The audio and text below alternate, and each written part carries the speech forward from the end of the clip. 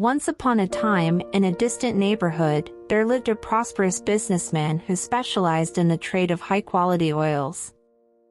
In close proximity to the merchant's abode dwelled a modest, unassuming man. Lacking material wealth and worldly status, he led a humble existence, finding contentment in life's simple pleasures. This gentleman was known for his noble and kind-hearted disposition, despite his lack of formal skills or trade. Having amassed significant wealth and believing in the integrity of his less fortunate neighbor, the merchant extended his assistance. Whenever he struck a lucrative deal and reaped profits, he would send for this honest neighbor, gifting him a cup of the finest oil. The merchant's servant would routinely deliver this token to the humble man's residence, conveying the message. The merchant sends his regards.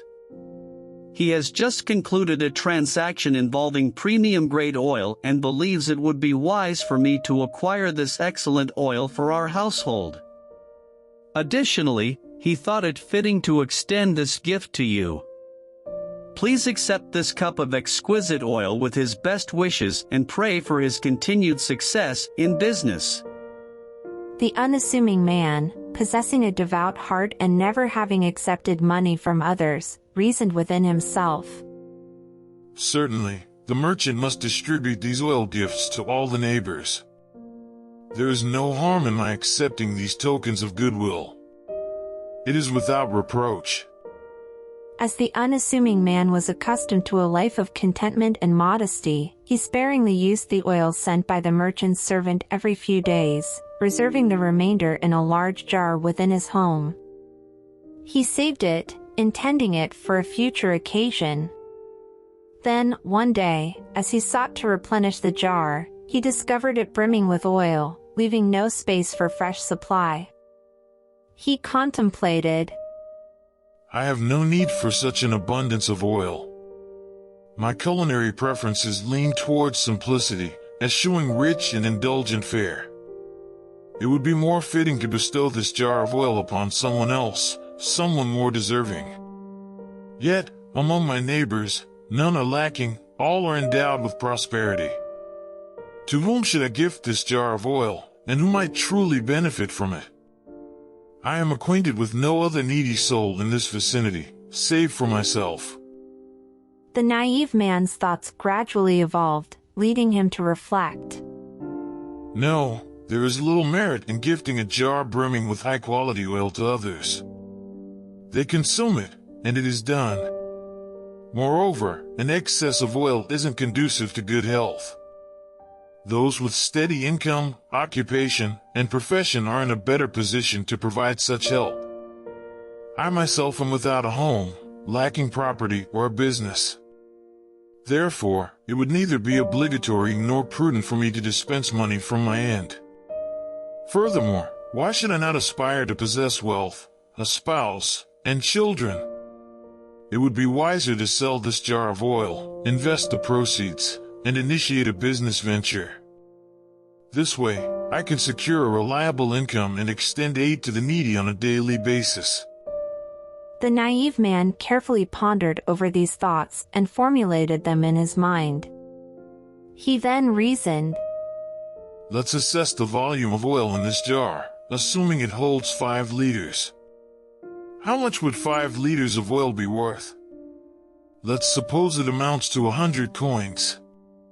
If I sell this jar, I could purchase 5 sheep with the proceeds. It's currently summer, with abundant grazing in the plains and hills.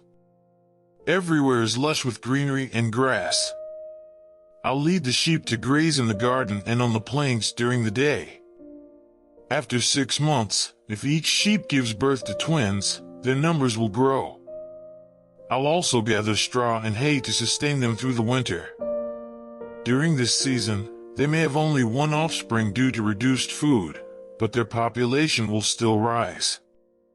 I'll keep the sheep until the following year, by which time the herd will have expanded considerably.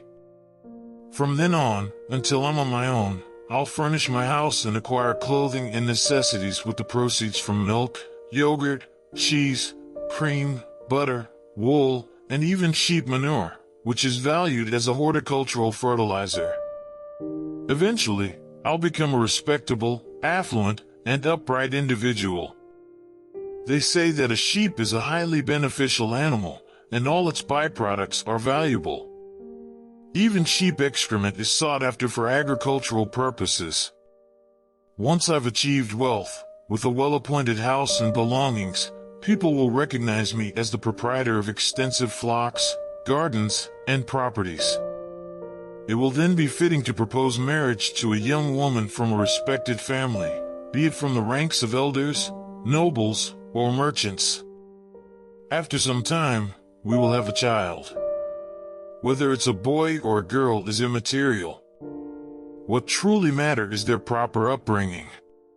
When they come of age, I hope they'll be skilled, literate, industrious, and content.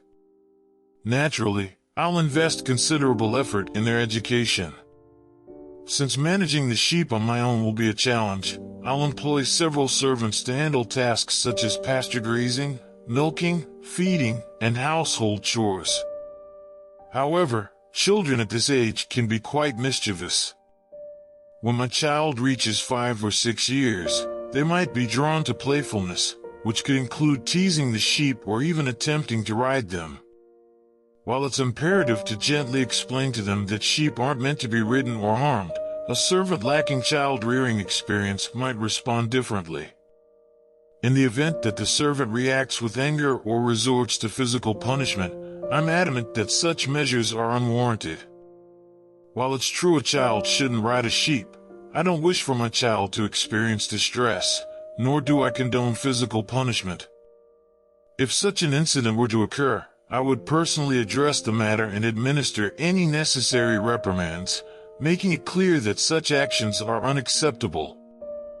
In the midst of his fanciful reverie, the naive man, lost in his thoughts, suddenly struck the jar of oil with his cane in a fit of excitement. Unfortunately, the jar, perched precariously on the ledge, shattered, spilling its precious contents onto the ground. In that moment, reality dawned on the dreamer, revealing the futility and impracticality of idle daydreaming. Instead, he understood the imperative of formulating sound plans and strategies, recognizing that foresight is a distinct and separate concept from whimsical fantasies. It was this flight of imagination that led to the demise of the oil jar, rendering it utterly useless. Ultimately, the naive man expressed gratitude towards Providence, finding solace in the fact that it was the jar of oil that met its demise. He also took comfort himself in the absence of any servant who might have inadvertently caused him harm. This was particularly crucial, given his current predicament. He was only at the outset of a headache, as he was being pursued by agents who sought to apprehend him. The risk was that they would mistake him for beating a servant, potentially leading to his incarceration due to the resulting damage. Engaging in excessive imagination or fabricating stories can have negative consequences. Fabrication breeds deception, leading to broken trust and damaged relationships. It creates a false reality that ultimately crumbles under scrutiny. Excessive daydreaming or inventing falsehoods can hinder personal growth and productivity. It's essential to strike a balance between imagination and reality, being mindful of the potential harm that excessive fabrications can cause. Honesty and authenticity pave the way for genuine connections and a more grounded existence, free from the pitfalls of deceit and the repercussions it brings.